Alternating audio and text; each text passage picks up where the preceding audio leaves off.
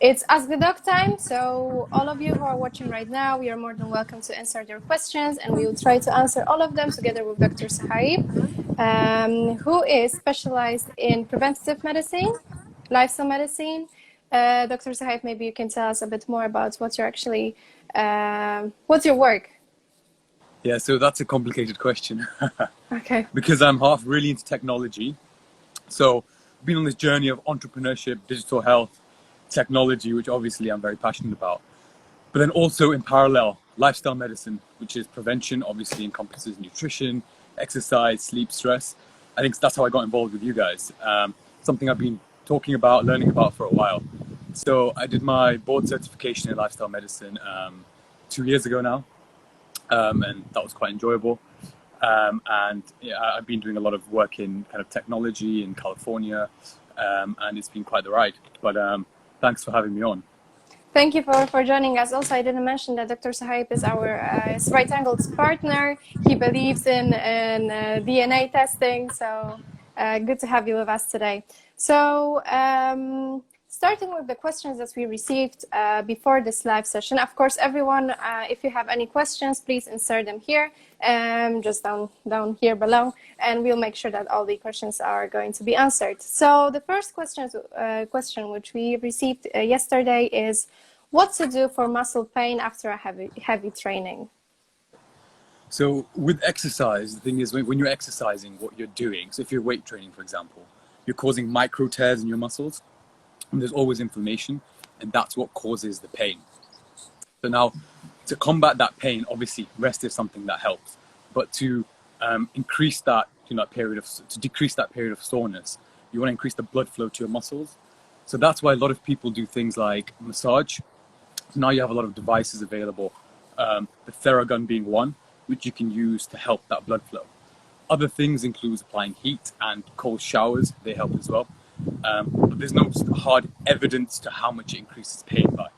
But these are some of the things a lot of people do try. But normally muscle soreness can last for about 24 hours to 48 hours post a workout. So that's normal normally. If you're having excruciating pain, then you probably should go and see your doctor. All right, so because you've mentioned like heat or cold showers as well, right? So can we always try or cold or hot treatment, or is there any like it depends? Yeah, I think it depends on different people. So obviously, I think cryotherapy is something that athletes try, and it's been shown to work. Obviously, everyone doesn't have access to those things. I think massage is probably the easiest that most people can try by themselves. I don't know how effective cold showers are. There's a lot of anecdotal evidence. There's a few studies that have been done, but the evidence is not that strong at the moment. All right. That's something that has been shown to decrease pain post-workouts. How about stretching as well? Stretching is actually something I forgot. Yeah, stretching is something recommended as well because it stretches out your muscles. So they recommend you should be stretching post-workout. Also having a cool down period. Great. Next question is, it might be actually also connected to the previous one. What are the signs of a protein deficiency? Could that be connected as well? Because I've heard from some specialists that sometimes when you have like strong muscle pain, that it might be caused because you don't have enough proteins. You didn't eat enough proteins after the training. Yeah, so there's a difference between protein deficiency, which doesn't really occur in the UK because most people have a healthy diet or, eat food. But for normal people, you should be having about 0.5 to 1 grams of protein per kilogram of body weight. Now, if you're exercising heavily, you want to be upping that to about 1.5 grams, even up to 2 grams, for bodybuilders. So you want to be increasing your protein because low protein is what's needed for building muscle, protein synthesis. Signs of deficiency for people who are deficient normally is obviously things like brittle hair, skin conditions as well. So protein obviously is a vital nutrient, and as you do increase your capacity of weight training, you do need more protein. Okay, great. And what kind of protein you think is best for the human's body? So nowadays that we have so many people like trying the plant-based diets, for example, we don't want to consume animals anymore. Do you think that the plant-based proteins might be as good as the animal ones, or what is your view on So this? I think that's quite controversial. I think there was a movie recently, Game Changers, Yes, on Netflix that everyone watched. yes. So disclosure, I do have someone who I've worked with who did take part in that movie and was Okay. pushing it. Like being honest, I would say that I think it was slightly biased. I don't really believe in plant-based diets. I mean, it is recommended, is good for you, but I think as long as you're having a healthy diet, I think meat should be incorporated in your diet. Obviously, it's the best source of protein. So people who are vegans or vegetarians, obviously there's other sources they can get their protein from peas and many other sources. But I mean, there's no reason you can't do well on a plant-based diet, but it's not the only diet. Problem with diets is a lot of tribes. Someone will be pushing keto, another person will be pushing carnivore diet. So there's a whole host of different diets. But it's whatever works for you. So whatever you like eating, whatever you think suits you, because there's always pros and cons. You may get good muscle growth, but you might feel if you're low on your carbs, low on energy. So you may need that energy for that workout. So I think it's best to obviously see a nutritionist, but do your own research as well and try different things. But I think a lot of these diets sell books, so I wouldn't be endorsing any. Yeah, actually, it's funny that you've mentioned this movie, this documentary, because that's something that's made me go vegan for 2 months. So I was Oh, trying, really? I was going through this whole phase. Now No. I'm back to vegetarian, but I'm still not eating meat.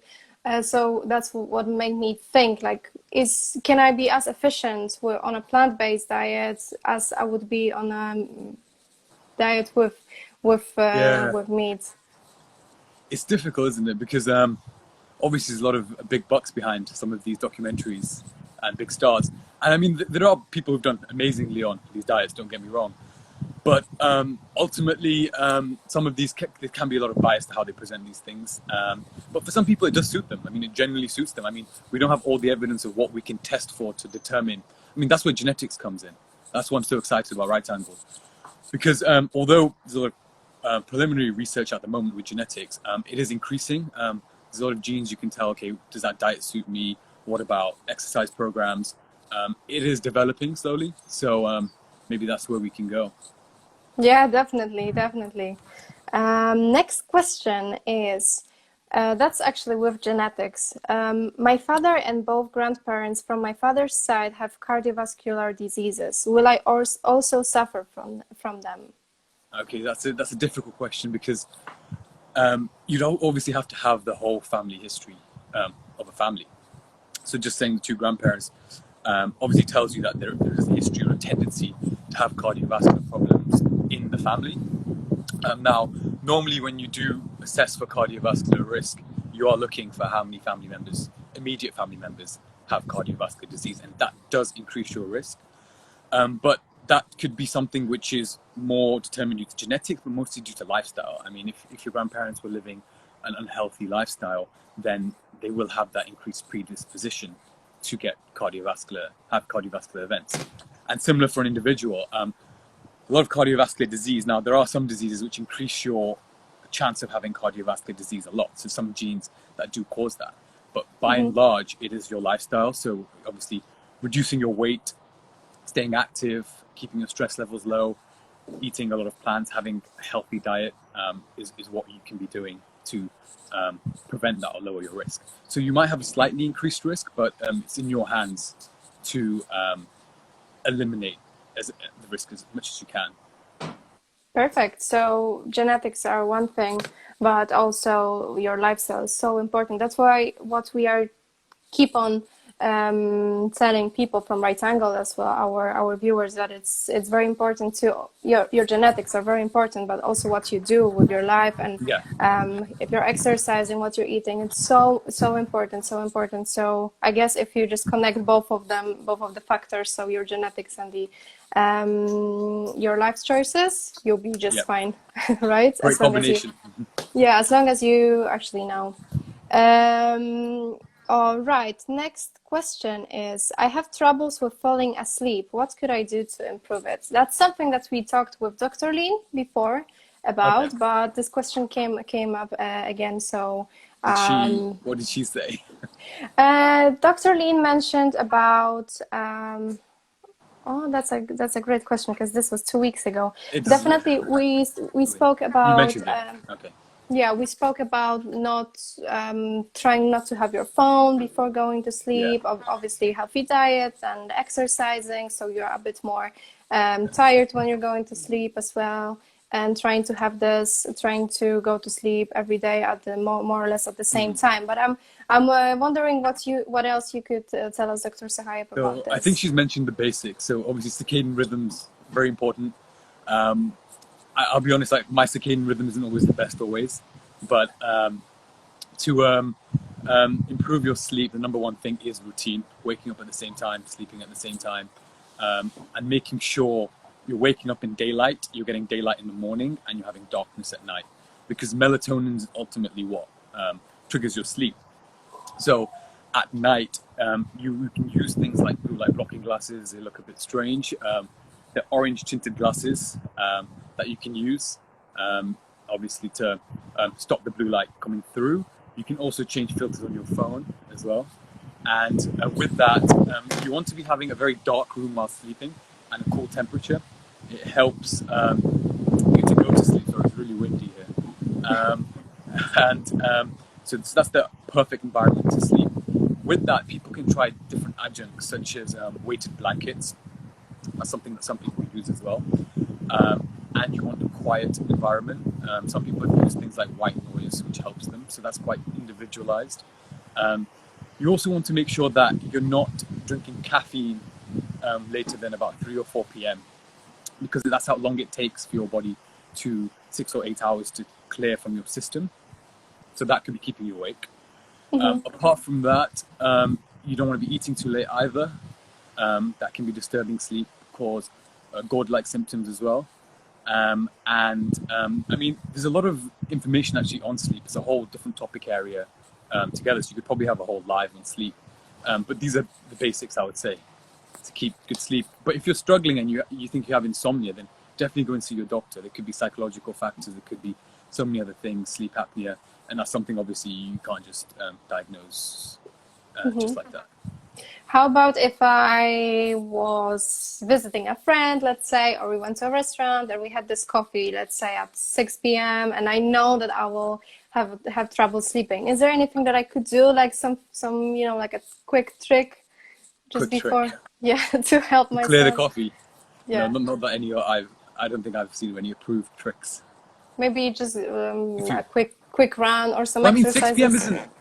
6 p.m. is, I mean, one off, it's all right. It might affect, some people think it's caffeine, like you do the genetic test. Caffeine sensitivity varies as well. Some people, it doesn't do anything. For others, it can, cause almost full blown, they can't sleep till, 5 a.m. So it does vary from person to person. But if you are someone who's very sensitive, then just, I think, avoid caffeine, have it early in the day.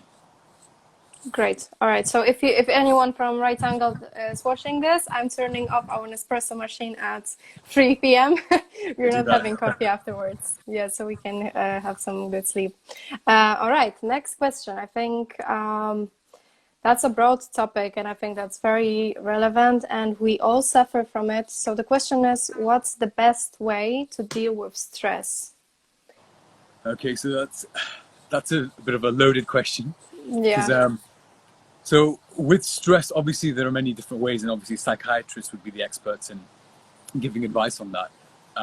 But from an NHS point of view, there is a list of things that you can do on their website. A lot of them involve simple strategies, such as, so it depends first of all what's causing the stress, obviously. So once you can pinpoint that trigger, something I learned. I think I was quite stressed with a lot of decision making recently, working out, okay, do I want to be in tech? Do I want to be working, full-time as a doctor? And obviously that was my trigger. So first of all, it's getting to the bottom of what your trigger is. But then after that, for daily stresses, what it's about framing your mind. So you want to be making lists. So if you think you're overwhelmed by the number of tasks you have to do, you should be trying to break down larger tasks into smaller tasks and ticking them off. That's something which is verified by all the productivity gurus as well. So it syncs as well. Apart from that, social connection is probably the biggest thing which studies have shown to reduce stress levels. Healthy relationships. So 3 to 5 good relationships can even prolong your life.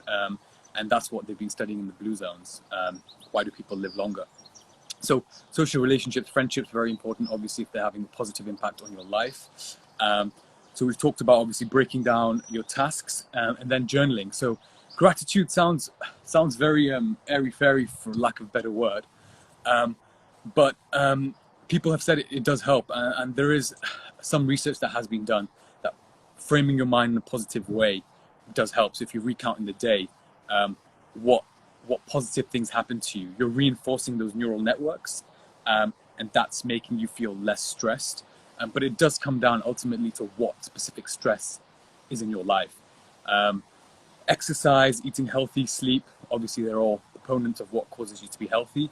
And without them, we can get more stressed, and we can have less resilience to dealing with stress. So I would say living an overall healthy lifestyle, but adopting certain strategies which might help. But you may have to go see your GP or a psychologist or a psychiatrist if you think the stress is becoming overwhelming, and that's something I probably couldn't help with. Do you think that we can, do you think that conversation with the other person can help us just, ease of the stress, like telling them what's being on our minds, what's stressing us, just to, just this conversation with someone, just to telling them what's... Yeah, obviously when you're talking to someone, you're offloading what you're thinking about, so you're verbalizing your feelings almost, aren't you? So that does help, and you're getting feedback from someone else. So it's giving a bit of perspective to what you're feeling. So personally, I feel it always helps me. And I would recommend it for other people as well. I don't know. Have you been able to talk to people? Do you think it helps you? I think it does. I think it's something that helped me actually the best. I think talking to someone, like a very honest conversation, and exercises are those two factors which are helping me personally the most. So that's why I was wondering if probably that's something that I would have to talk about with a psychologist or psychiatrist. But I was wondering, what is your perspective on it, Dr. Sohaib, as well? Just to have a person who you can, just talk with about all your stress, or what's is on your mind, like, because sometimes I feel like the other person can give you a different perspective, and you don't have to be stressed about anything that much, because we are just making up so many thoughts in our heads, right? And it's not even close to the problem. We're just making up our problems ourselves. Yeah, sometimes you can be ruminating in your mind what's happening. I mean, I've definitely been there as well, where you're not approaching things from the right angle, not to use the pun. So it is about, obviously, you get a different perspective, and I think it helps discussing it with people as well. So yeah, I think you're right there. Great. So another question is actually also connected to the previous one. So I'm working from home every day for 3 months now, without leaving my house, and I started feeling fatigued and overwhelmed. How can I help myself to feel better? Well, obviously at the moment there's a lot going on, so I think a lot of people are feeling overwhelmed. So I think it could be sometimes normal to feel that way in current circumstances for a lot of people. So I would say apply the strategies, obviously you mentioned in the last question. That would help. But if you think things are getting too overwhelming, then I think book an appointment with your GP. But for the basics, whilst you're at home, ensure you're still active. Exercise really helps. I did a podcast with Adam, who's a friend of mine. Now he's in New York. He's got a mental health tech company, and he published a paper in the Lancet which showed how 3 to 5 times exercising a week is equivalent for people with mild depression. The results to antidepressants. Now, obviously, this is just research, so I wouldn't say stop your antidepressants, but exercise. The point being, exercise does help a lot in these situations. Sometimes being at home, you can get lazy. So ensure you're exercising, keep your sleep schedule, ensure you have a quiet space to get your work done, as well as eating healthily. I mean, so keep that routine. That'd be the number one thing. But I would consult a GP if you think things are getting too bad. And going back to coffee. topic. Coffee. Yeah, is drinking coffee good or bad for me? I drink 1 to 3 cups a day. So obviously, coffee is a stimulant. We need it to, power ourselves throughout the day. To work, we want coffee. I personally try and limit my coffee, but it does help. If you're feeling sluggish, it does give you that kick. Now, for normal people, 400 micrograms is the caffeine dose we require a day. I mean, with safe limits, that's a safe limit. So if you're drinking, I can't quantify that in terms of number of cups, probably 2 to 3, because obviously sizes vary, how strong the caffeine content varies, so it's very hard. But if you look at that number of 300 to 400 micrograms, don't exceed that per day. If you think you're having effects, you're feeling jittery or trouble sleeping, you're having other side effects with lower doses, then I would reduce it as well. So you see how you react to caffeine. But normally 2 to 3 cups, not more than that. So what would you say to matcha or to teas? What would you think? Is it a better alternative, or would you say that coffee is not the bad guy, as some might claim? Coffee, I think it depends on different people, but I would use coffee. I mean, if you need, because it does enhance your cognitive abilities. If you're trying to perform tasks, you are sharper with caffeine. Matcha and things, obviously a lot of health trends around them. I've used it myself. I don't know how much data there is to compare to caffeine directly, so I wouldn't really be able to comment on that. I think matcha has quite a few interesting properties which help, but I wouldn't want to comment on such a public platform without looking at the papers. I have used matcha, yes. All right. I've actually, like a clean matcha, I don't think I've ever tried it. No, but it's really difficult. I will. I will definitely one day. And we have the last question for today, which is quite a popular topic lately. And the question is, do humans need to detox their body? And if yes, what's the best way? So I think this is the biggest, this is where social media influencers come in. Yeah. Yeah. So look, detox is the big media word to sell things. Without detox, you can't sell anything these days. Now, detoxification is a natural bodily process, which is done by your kidneys, your liver, your lungs, your skin, and gets rid of accumulated toxins. Now, with these detoxes, I don't know what toxins they're trying to get rid of, because your body is already eliminating them. There's medical detoxes, and that's for people who are intoxicated with drugs or overdoses, alcohol, and that's very different. But for a normal person, there's no detox. Unfortunately, there's no kind of cure or anything to get rid of these toxins, which I'm not too sure what compounds they refer to. So I think it's a marketing ploy, and I would stay clear of anything that says detox. All right. So you think it's more advertisement marketing than actual health advice? And how about asking for a friend? If you have a weekend of eating, some pizzas and maybe drinking a few drinks, and then there's Monday and you need to go to work and you want to feel, like clean, you want to feel good, you want to get rid of all the bad food you've eaten throughout the weekend. Do you think that there's something that a human can do to make it all go away faster? That's a tricky question. Okay. Because if there are things, I don't know how qualified I am to suggest anything. I don't know how qualified I am to suggest anything. This thing that people have tried, I wouldn't want to mention live.